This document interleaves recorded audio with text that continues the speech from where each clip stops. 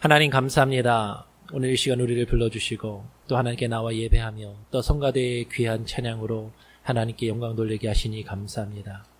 두세 사람이 주의 이름으로 함께 모인 것에 주께서 함께 하신다 약속하시고 하나님 우리의 찬양과 우리 예배 가운데 하나님 함께 하시며 하나님 주님 홀로 영광 받아주심에 감사합니다.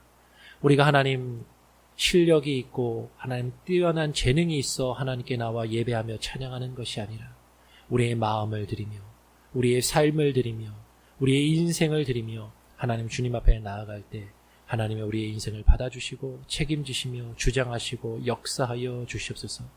하나님 주의 말씀으로 우리에게 부어주시고 그 말씀이 하나님이여 살아 역사하며 하나님의 우리의 패부를 도려내며 하나님이여 우리가 주의 뜻을 깨달아 우리의 연약함과 죄악을 발견할 수 있는 그리고 그것을 주님 앞에 인정하며 주님 앞에 무릎 꿇고 굴복하며 주님의 뜻을 우리가 하나님 우리의 삶 가운데 이루어갈 수 있는 놀라운 은혜가 있게 하여 주시옵소서.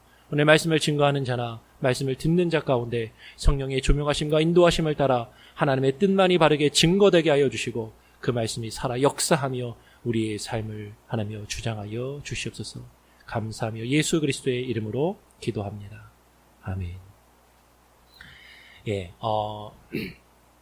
지난 2주간 10월 마지막 주는 종교개혁 기념일이어서 였고 그리고 또 지난 주일은 임직 예배가 있었습니다. 그래서 2주 동안 우리가 늘 계속 창세기의 말씀을 창세기를 본문으로 말씀을 쭉 보다가 2주간은 다른 본문의 말씀을 우리가 살펴보았어요. 그리고 이제 다시 오늘 창세기 본문으로 돌아와서 말씀을 살펴보려고 합니다.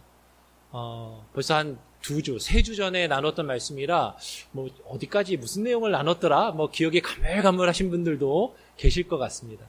그래서 우리가 지난번에 어디까지 창세기 말씀을 보았냐면 요셉의 형제들이 이제 식량이 다 떨어져서 먹을 것을 다시 구하기 위해서 자신들의 막내 동생 베냐민을 데리고 다시 요셉을 찾아가서 애굽에서 식량을 사려고 이제 나아갔습니다. 자신의 막내 동생 베냐민이 그 형들과 함께 자신에게 찾아온 것을 보고 요셉은 이제 그 동생 베냐민과 자신의 형제들을 극진하게 대접을 해요. 그리고 극진하게 대접하고 그들이 원하는 만큼 곡식을 그들에게 팔고 그들을 이제 돌려보내게 됩니다.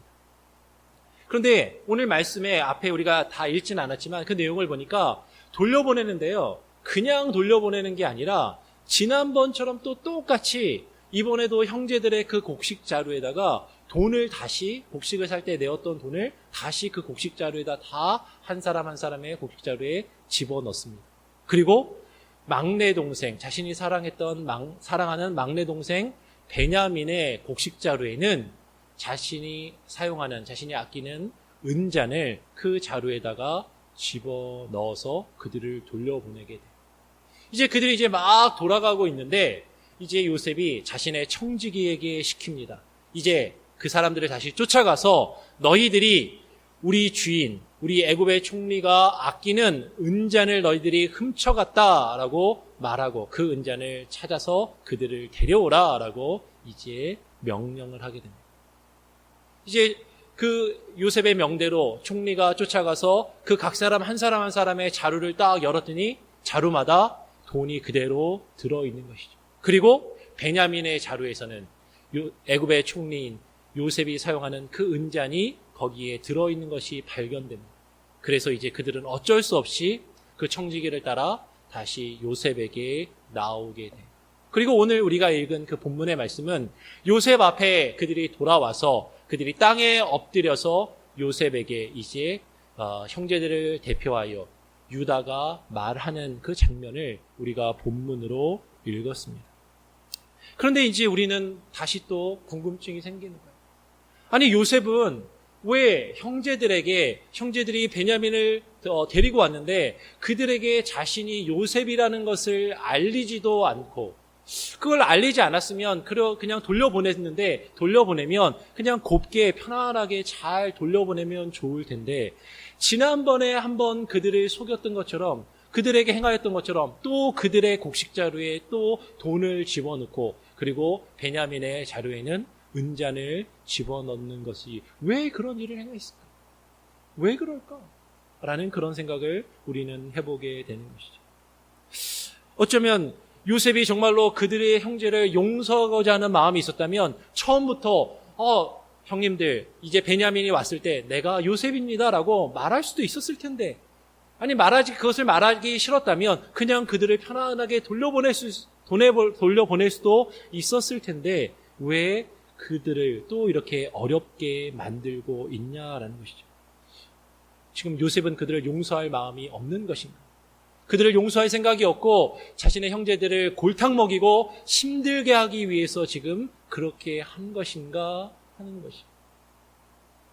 근데 정말로 요셉이 자신의 형제들을 용서할 마음이 없었다면, 그리고 그들에게 복수할 마음을 가지고 있었다면 처음부터 그 형제들이 자신을 찾아왔을 때부터 그 아예 감옥에 가두어두고 아예 풀어주지 않았을 수도 있을 것입니다.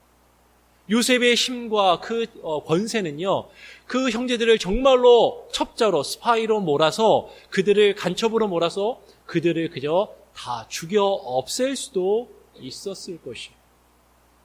그리고 더 이상한 건 뭐냐면 정말로 형제들에게 복수를 하기 원한다면 자신을 팔아넘겼던 그 형제 중에 한 명이 아니라 자신이 아끼고 사랑하는 동생 베냐민의 곡식자루에 왜 그 은잔을 집어넣었는가 하는 것이.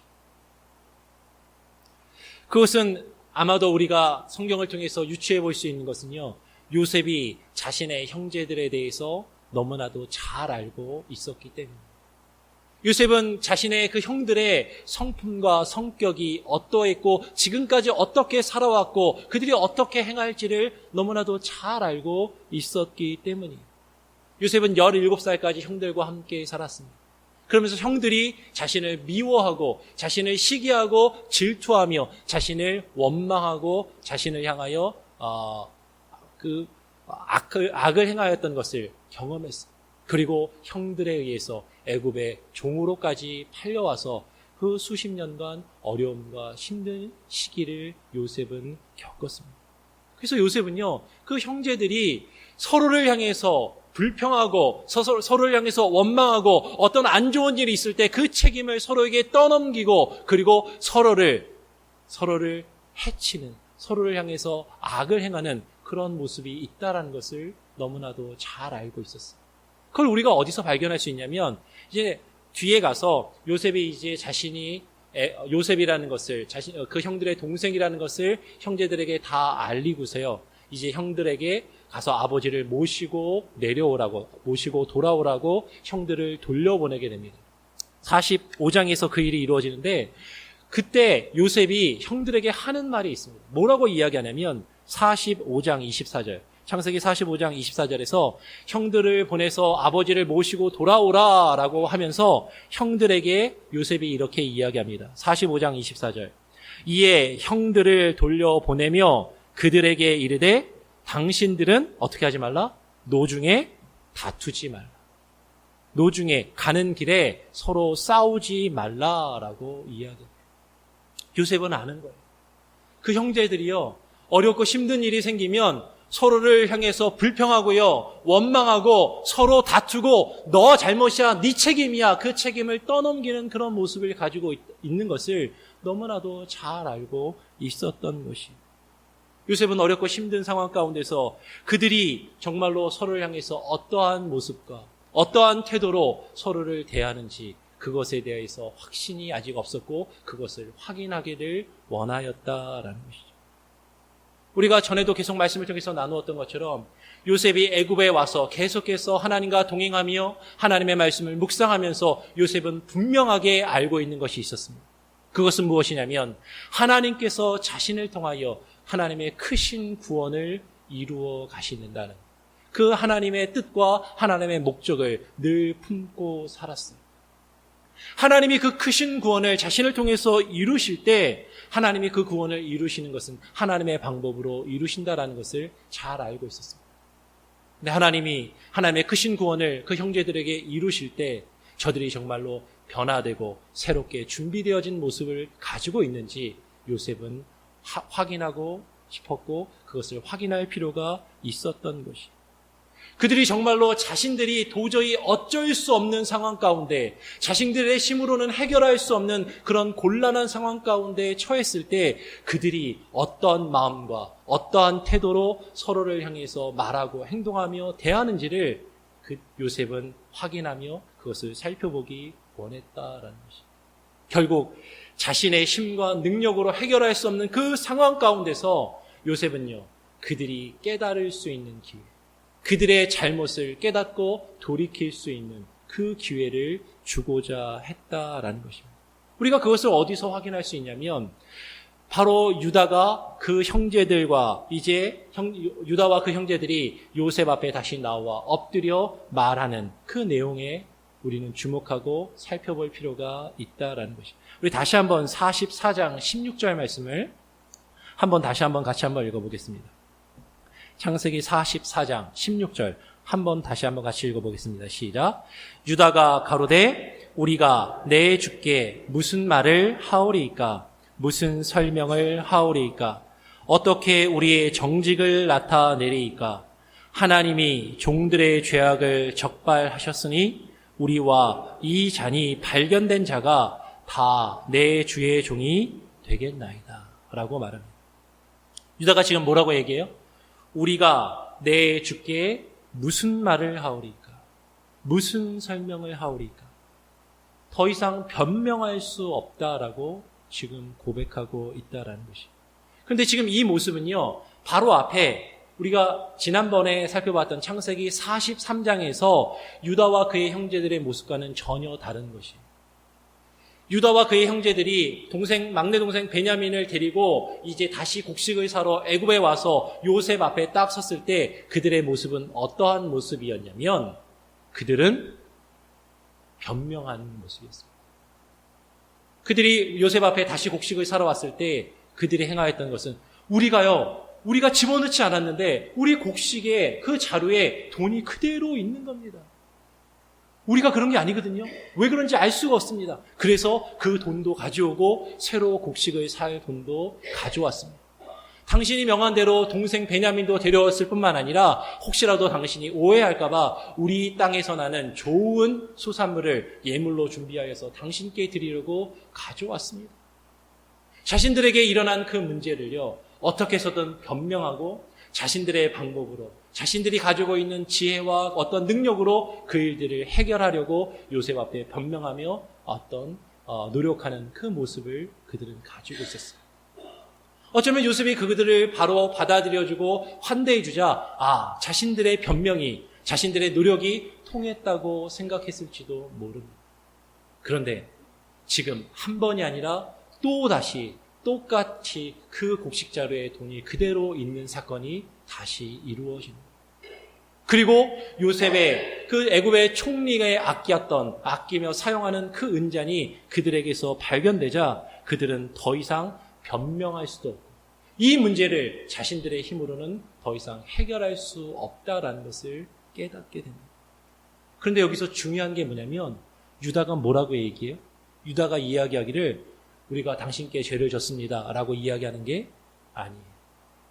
애굽의 총리여 우리가 당신께 잘못을 저질렀습니다 라고 말하는 것이 아니라 유다는 이렇게 이야기합니다. 하나님께서 종들의 죄악을 적발하셨습니다. 새 개역개정 성경은 하나님께서 종들의 죄악을 찾아내셨으니 라고 그렇게 말해요. 어쩌면 유다와 그의 형제들의 입장에서는요, 우리가 그 돈을 다시 집어넣은 게 아닌데, 우리가 그 은잔을 훔친 게 아닌데 왜 이런 일이 우리에게 벌어지는가 억울해할 수도 있을 것이에요.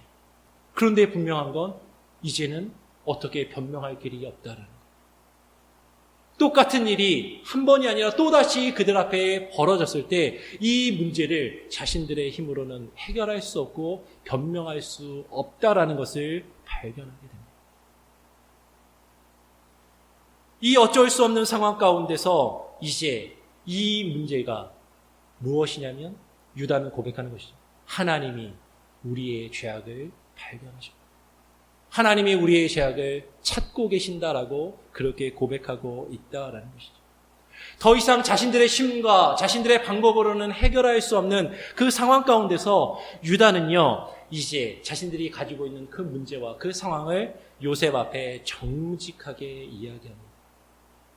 그러면서도 이전의 모습과는 다른 것은, 이전에는 서로를 향해서 불평하고 원망하고 책임을 누군가에게 떠넘기기에 급급했는데, 이제는 유다의 그 고백을 보면 더 이상 핑계대지 않는다라는 것이, 더 이상 변명하지 않는다라는 것이, 그리고 내가 그것을 실제로 내가 잘못한 것이 아니다라고 나는 생각할 수도 있지만, 그리고 그 문제가 나에게 이루어진 것이 아니라 내 동생 베냐민에게 이루어진 것이고 나는 그것을 피할 수도 있지만, 이제 유다는 아버지 야곱과 약속한 대로 그 동생 베냐민을 지키고 그 생명을 보호하기 위해서, 아버지와 약속한 그 담보를 지키기 위해서 그 베냐민 대신 자신이 종이 되겠다라고 이야기합니다.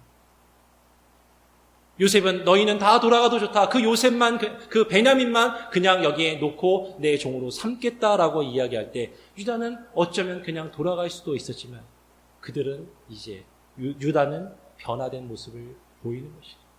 이제는 서로를 향해서 불평하고 원망하고 이제 그 책임을 누군가에게 떠넘기는 것이 아니라, 어쩌면 내가 잘못한 것이 아닐 수도 있지만 그것을 내가 책임지겠다, 그것을 내가 감당하겠다, 그것을 내가 감당하겠다라고 이제 유다는 요셉 앞에 고백하고 있다라는 것입니다. 유다의 이 고백하는 모습을 통해서 요셉은요, 이제 확인하게 되는 것이, 하나님이 구원의 때를 이제 보이십니다. 그리고 자신이 누구인지를 유다와 그 형제들에게 드러내 보입니다. 그리고 이제 하나님의 크신 구원을 그들에게 설명하며 이제 그들을, 그 모든 가족을 이제 애굽으로 데려오게 하려 한다라는 것이죠. 하나님께서는요, 분명한 것은 요셉을 통해서, 그 요셉을 통해서 하나님께서 유다와 그의 형제들이 그들의 잘못과 그들의 죄악을 깨닫고 변명할 수 없게끔 만들어 가셨다라는 것이죠. 하나님은 그의 택하신 백성들이 그 죄악을 깨닫고 변명할 수 없도록 더 이상 그들의 힘으로는 어찌할 수 없는, 변명할 수 없는 그런 상황으로 그들을 넣으시고 그런 상황을 허락하실 때가 종종 있다라는 것이죠. 어쩌면 내가 의도하지 않았고, 어떻게 보면 내가 잘못한 것이 아닌데도 나에게 힘들고 어려운 상황이 벌어지는 그 일을 통해서 더 이상 내가 어쩔 수 없는 상황, 더 이상 내가 어떻게 변명할 수 없는 상황, 그런 상황을 하나님께서 하나님의 사람들에게 허락하실 때가 있어요. 그런 어려운 극한 상황이 주어질 때 우리는 때로는 나에게 왜 그런 시련과 그런 문제가, 이런 아픔이 나에게 이루어지는지 깨닫지 못할 수도 있습니다. 그것이 이해가 되지 않을 수도 있어요. 특별히요, 동일한 문제가, 비슷한 문제가 우리에게 계속해서 반복해서 일어날 때, 그 문제들을 내가 더 이상 해결할 수 없는 상황 가운데 우리가 내몰렸을 때, 분명한 것은 그것을 통해서 하나님이 우리에게 깨닫게 하시기 원하는 것이 있다라는 것이죠. 하나님께서 우리에게 깨닫게 하시고 우리를 돌이킬 수 있는 기회를 주시기 원하신다라는 것이죠.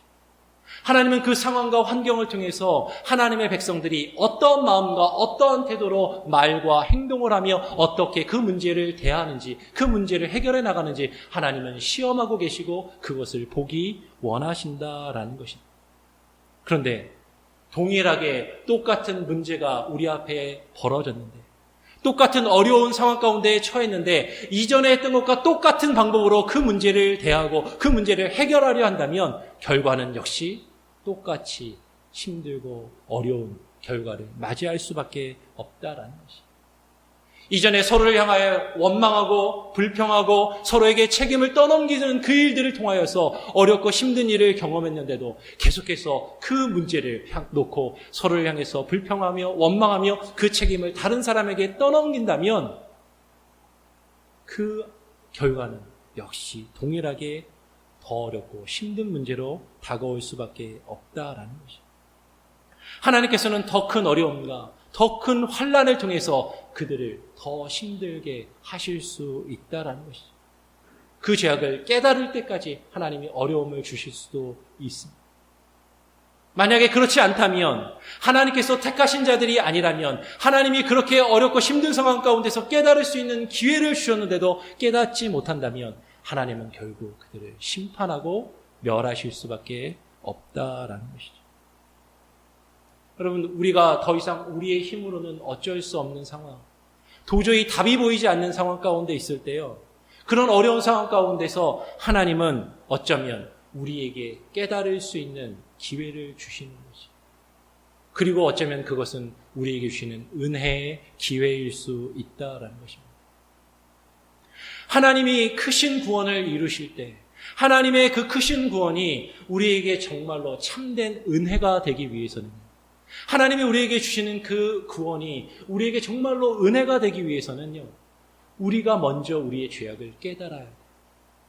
우리가 우리의 허물과 우리의 죄악을 깨닫지 못한다면 결코 그것은 하나님이 우리에게 주시는 구원이 우리에게 은혜가 될 수 없다라는 것입니다. 요셉이 자신의 은잔을 통해서 그 은잔을 그 형제들의 자루 속에 집어넣은 것을 통해서 그들이 그들의 죄악과 잘못을, 허물을 깨닫게 되고 인정할 수 있게 만들었던 것처럼 하나님께서는요, 하나님의 자녀들에게, 하나님의 택하신 자들에게 하나님의 율법을 그들과 우리 가운데 심어 주십니다. 한번 로마서 3장 19절로 20절의 말씀을 같이 한번 읽어보겠습니다. 로마서 3장 19절로 20절. 제가 로마서 3장 19절을 읽으면 20절 말씀을 같이 한번 읽어보겠습니다. 우리가 알거니와 무릇 율법이 말하는 바는 율법 아래에 있는 자들에게 말하는 것이니 이는 모든 입을 막고 온 세상으로 하나님의 심판 아래에 있게 하려 함이니라. 20절 같이 읽습니다. 그러므로 율법의 행위로 그의 앞에 의롭다 하심을 얻을 육체가 없나니 율법으로는 죄를 깨달음이니라. 아까도 이야기한 것처럼요, 요셉이 그 형제들의 자루에 돈을 다시 집어넣고 베냐민의 자루에 은잔을 넣은 것을 볼 때요, 우리는 인간적으로 생각하면 이거 너무하는 거 아니야? 왜 저렇게까지 해야 되지? 그런 생각이 사실 들 수도 있습니다. 마찬가지로 하나님께서 하나님의 사람들에게 왜 율법이라는 속박과 굴레를 주셔서 그 힘들고 어려운 상황 가운데 그 율법에 짓눌리게 하시고 그것으로 왜 우리를 어렵게 하시는가, 하나님을 향해서 어쩌면 우리는 불평하며 원망할지도 몰라요. 그런데 하나님께서 그 율법과 하나님의 말씀을 우리에게 주시는 이유는, 특별히 어렵고 힘든 상황으로 우리를 몰아가시고 그 어렵고 힘든 일들을 우리에게 허락하시면서 하나님의 말씀으로 우리에게 넣어주시는 이유는요, 더 이상 우리가 그 가운데 아무것도 할 수 없는 존재들이라는 것을 깨닫게 하시기 위함입니다. 그리고 우리의 죄를 깨닫게 하시기 위함입니다. 하나님께서 우리에게 율법을 주시는 이유는 무엇이냐면, 그 율법이라는 굴레를 통해 우리가 얼마나 악하고 얼마나 죄악된 존재인지를 하나님이 깨닫게 하시기를 원한다라는 것입니다. 오늘 로마서 3장 20절 말씀은 이렇게 말씀합니다. 율법의 행위로 그의 앞에 의롭다 하심을 얻을 육체가 없기 때문에, 그 율법으로는 우리가 죄를 깨달을 수밖에 없다라는 것입니다. 여러분, 하나님의 말씀이 정말로 살아 역사하는 말씀이 우리 가운데 주어지면요, 살아 역사하는 마음이 우리 심령 안에 들어오면요, 제일 먼저 일어나는 반응은요, 아, 좋다, 기쁘다, 이게 아닙니다. 정말로 살아 역사하는 하나님의 말씀이 우리 안에 딱 들어오면요, 제일 먼저 나타나야 되는 자연스럽고 분명한 반응은, 아, 큰일 났다. 내가 죄인이구나. 내가 도저히 어떻게 할 수 없구나. 내가 이제는 죽었구나. 내가 살 수 없구나. 그것을 깨닫게 되는 것이 가장 먼저 일어나는 일입니다. 그 죄를 깨닫게 하시는 이유가 무엇이라고 이야기해요? 오늘 로마서 3장 19절에 이는 모든 입을 막고 온 세상으로 하나님의 심판 아래에 있게 하려 합니다. 우리 모든 입을 막아버리고 우리가 다 하나님의 심판 아래에 있을 수밖에 없는 존재라는 것을 깨닫고 인정할 수밖에 없게끔 하나님이 만드신다라는 것입니다. 율법으로 죄를 깨달음으로 우리의 힘과 노력으로는 결코 그 하나님의 심판과 하나님의 진노하심을 피할 수 없는 그러한 존재들이라는 것을 우리가 깨닫고 인정할 수밖에 없게 하나님이 만드신다라는 것이죠. 그 하나님의 심판은 우리의 힘과 노력으로 결코 피할 수 있는 것이 아닙니다. 우리가 어떻게 변명한다고 변명할 수 있는 것이 아니에요. 오직 그 심판 앞에서 우리가 그것을 벗어날 수 있는 것은 오직 하나님의 은혜밖에 없습니다. 하나님이 용서해 주시지 않으면, 하나님이 해결해 주시지 않으면 도저히 나는 해결할 수 없는 그 죄의 문제, 그것을 깨닫게 하십니다. 그걸 깨닫는 것이 은혜의 시작입니다. 그게 없으면요, 아무리 교회에 오래 다녔어도, 아무리 교회에서 열심히 봉사하고 신앙생활 열심히 잘하는 것 같아도 내가 하나님 앞에 정말로 철저하게 완전히 타락한 전적인 죄인이라는 것을 깨닫지 못한다면 하나님의 은혜는 은혜되지 않습니다. 내가 하나님 앞에 아무것도 할 수 없는 죄인이라는 것을 깨닫는 그 순간 하나님의 은혜되는 것이에요. 하나님의 구원이 은혜가 되는 것이에요. 근데 하나님은요, 그 하나님의 율법, 하나님의 말씀과 함께 하나님께서 만드신 만물을 통해서, 그 모든 것을 통해서 하나님의 심판과 진노하신, 우리를 향하신 하나님의 경고의 뜻을 하나님은 우리에게 알려주신다라고 분명히 말씀하십니다. 좀 전에 로마서 3장을 읽었는데 로마서 1장 18절로 20절의 말씀을 제가 한번 읽어보겠습니다. 로마서 1장 18절로 20절에 하나님의 진노가 불의로 진리를 막는 사람들의 모든 경건치 않음과 불의에 대하여 하늘로 쫓아 나타나나니 이는 하나님을 알만한 것이 저희 속에 보임이라. 하나님께서 이를 저희에게 보이셨느니라. 창세로부터 그의 보이지 아니하는 것들 곧 그의 영원하신 능력과 신성이 그 만드신 만물에 분명히 보여 알게 되나니 그러므로 저희가 핑계치 못할지니라. 사도 바울은 지금 말합니다. 하나님의 진노하심과 하나님의 그 심판이, 그 하나님께서 우리를 향하신 하나님의 경고와 하나님의 뜻을 알만한 것이 하나님께서 만드신 그 만드신 만물에 보여 분명히 알 수 있다라고 이야기해요. 그러면 그가 만드신 만물이라는 것은 말 그대로 이 세상에 존재하는 모든 것을 이야기합니다. 이 세상에 존재하는 모든 사물뿐만 아니라 모든 사람과 그 사람들을 통해서 하나님이 행하시고 이루시는 모든 일들, 모든 환경들, 그것들이 다 하나님이 만드신 것이에요.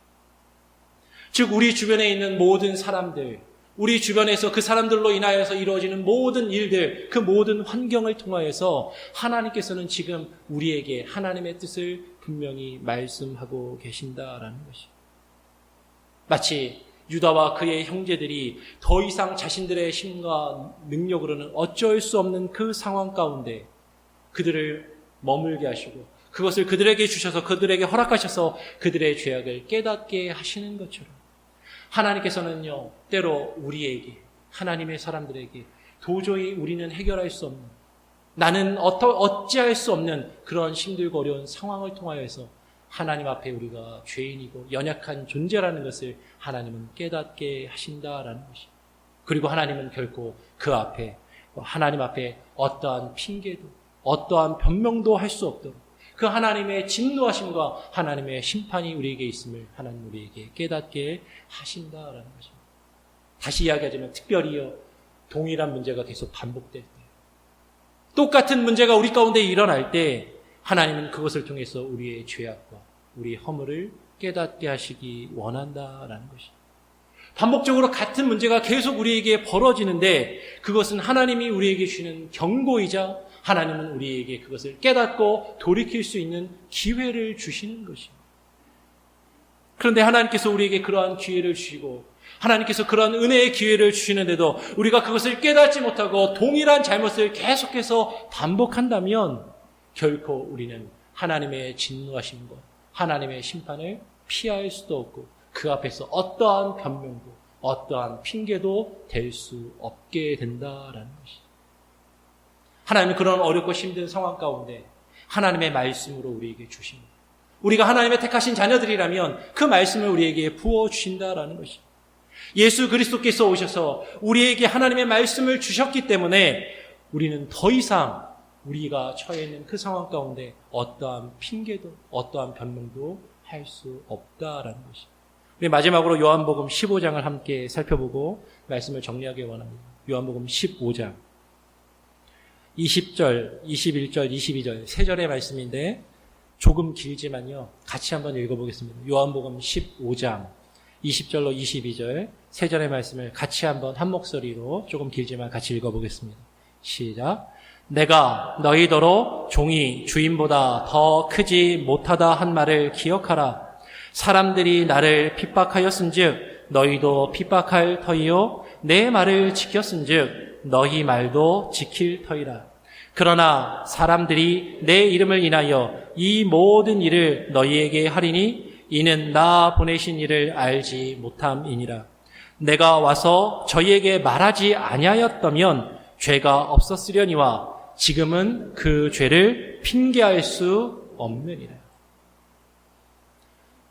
하나님의 말씀이시고 하나님 자신이신 예수 그리스도께서 그 말씀이 육신이 되어 인간이 되어 우리 가운데 오셨습니다.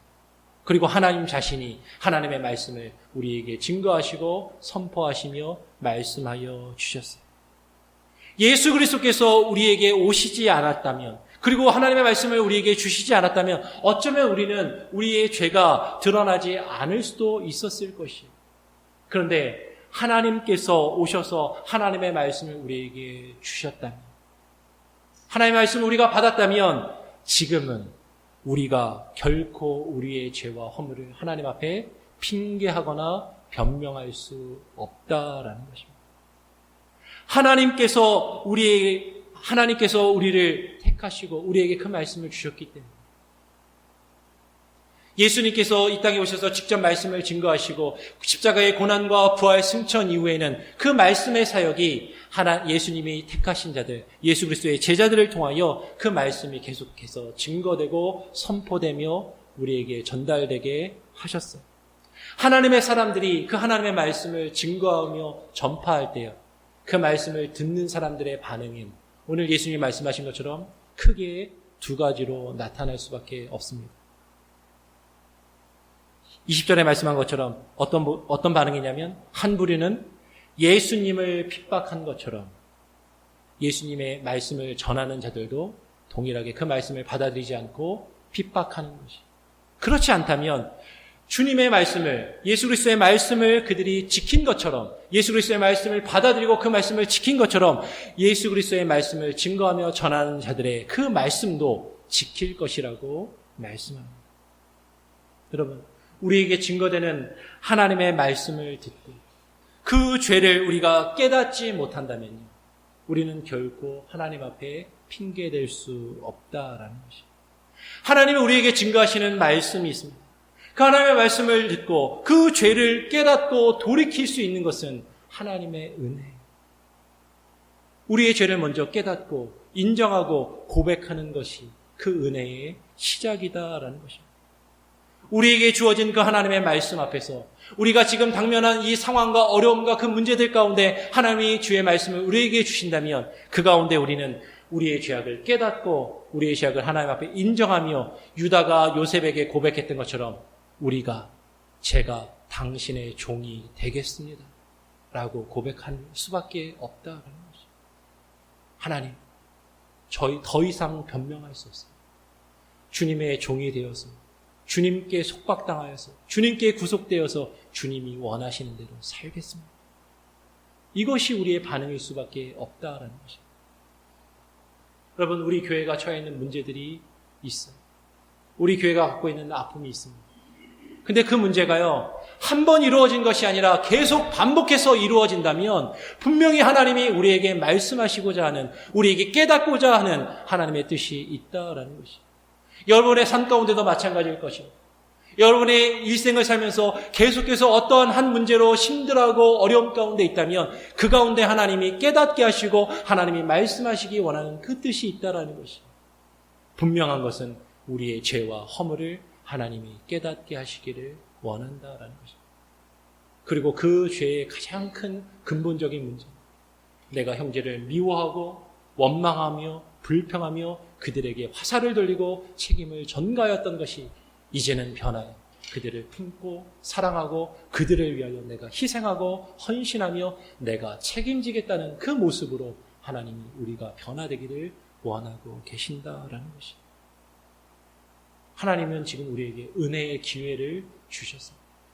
이것은 은혜 받을 기회이고, 근데 이 기회를 깨닫지 못한다면 그것은 더 이상 하나님 앞에 변명할 수 없는, 핑계댈 수 없는 하나님의 심판대 앞에 설 수밖에 없는 그러한 때임을 우리가 분명히 깨닫고, 정말로 그 유다와 그 형제들이 정말로 고백하였던 것처럼 하나님, 이제 우리가 하나님의 종으로 살 수밖에 없다고 하나님 앞에 무릎 꿇고 하나님께 나아갈 수 있는 저와 여러분, 우리 교회가 될 수 있기를 간절히 소원하고 부탁드립니다. 기도하겠습니다. 하나님 아버지 감사합니다. 오늘 이 시간 하나님이 우리의 죄악을 찾아내셨으니, 하나님이 우리의 죄악을 발견하셨으니, 하나님 우리가 결코 하나님 앞에 변명할 수도 없고 핑계댈 수 없음을 우리가 깨닫게 하시고 인정하게 하시고, 하나님 우리가 뉘우치게 하시고 돌이키게 하시고, 하나님 앞에 정직한 마음으로 겸손함과 온유한 마음으로 하나님 우리가 새롭게 변화될 수 있게 하여 주시옵소서.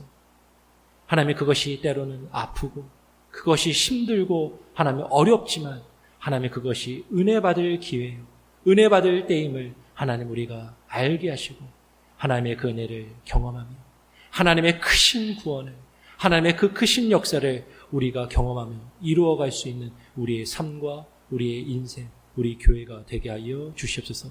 모든 것 주님께 맡기고 의탁드리오며 거룩하신 예수 그리스도의 이름으로 기도합니다. 아멘. 우리 주보의